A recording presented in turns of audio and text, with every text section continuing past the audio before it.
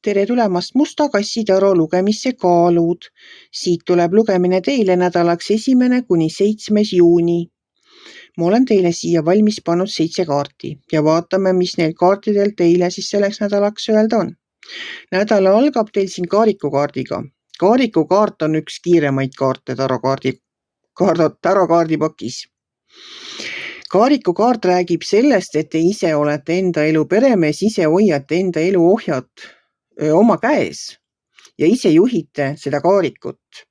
Aga see kaarik on kiire liikuma ja kui teie arvate, nagu ma siit kaartidest näen, siis on teil nagu pisuke mure sellepärast, et ei tea, kuhu suunas nagu minema hakata, kuhu suunas seda kaarikut juhtima hakata. Et kõrval olev Sauvade 9 tegelikult räägib otsusekindlusest ja julgusest. Saage oma kahtlustest üle. Ärge jääge minevikku kinni. Ma näen siin ka seda minevikus kinni olemist nende kaartide peal, mis siia lauale on välja tulnud.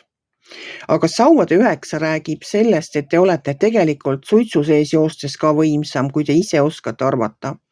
Teis on nii palju seda visadust, tahet ja otsusekindlust asjadega hakkama saada.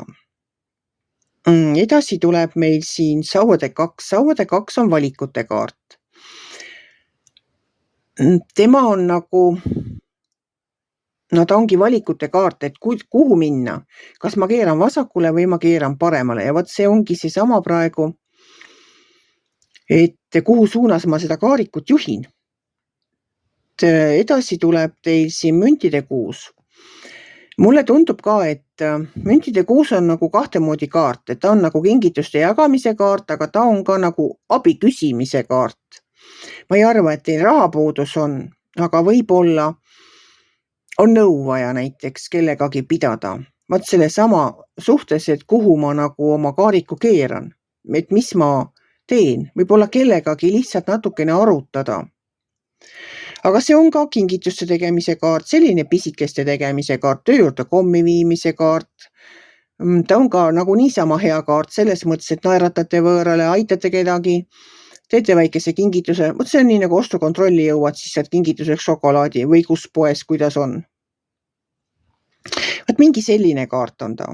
Et kui on vaja küsida kellegi käest nõu, siis ärge häbenege küsida. Nõu või abi, ei saa rattamutreid lahti, vaja on kellegi abi, kes jaksab ja kellel on rohkem jõudu. Vot midagi sellist on ta. Või on õmblusmasin katki läinud, ega tea, mismoodi seda parandada, ega peagi teadma. Küsige meistri käest. Meister aitab, meister teeb ja meister paneb. Selline kaart on see müntide kuus. All on teil siin mõõkade äss. Siis on veel müntide 4. Miks ma üldse arvan, et teil on nagu selle otsustamisega raskusi ja te olete minevikku kinni jäänud?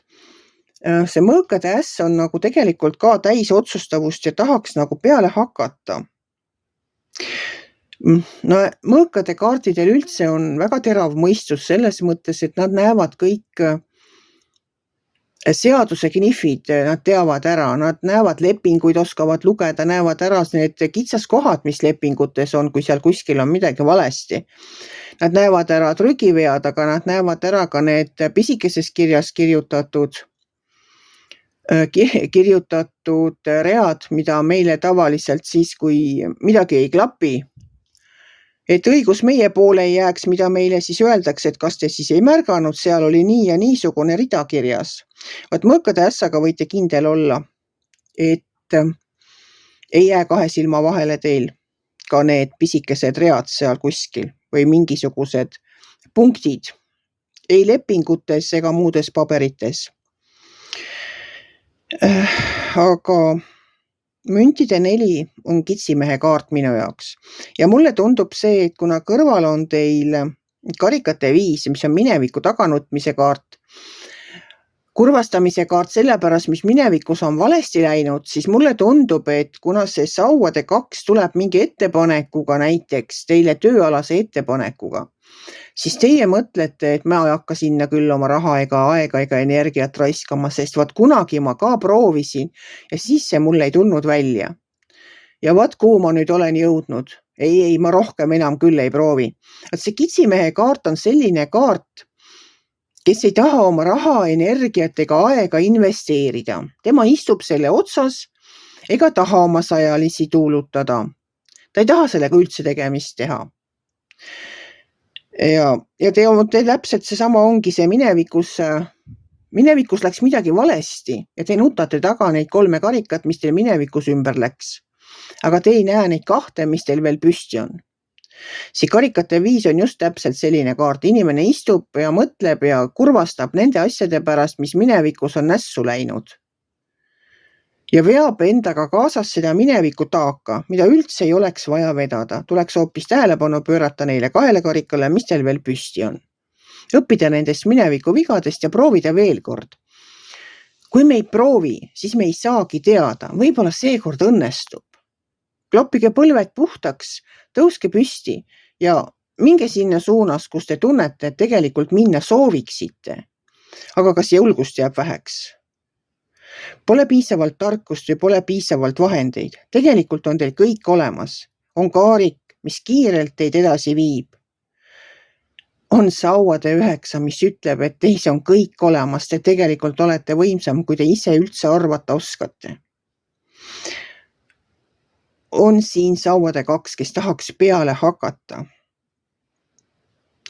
Ja on ka müntide 6, mis ütleb, et kui endal ei ole jagada, siis tuleb küsida.